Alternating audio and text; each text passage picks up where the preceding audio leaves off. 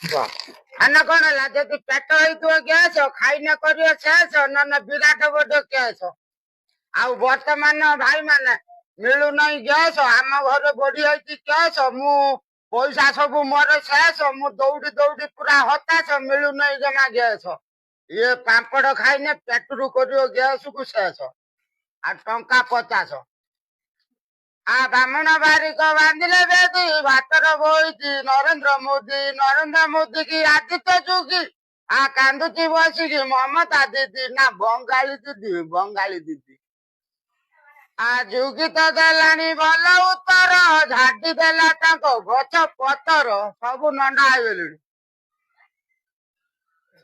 ସୁଭଦ୍ରା କରୁଛି ଯୋଜନା ବେଶୀ ଭାଇ ତ ଭାବୁଛି ବଜାରରୁ ଆସିବେ 500। ହଉ ଯାହା ଦେଖିବା ଯା 500 କଥା କହିଲା ବେଳକୁ ମତେ ଡାଁସ କାମୁଡ଼ିଲେଣି।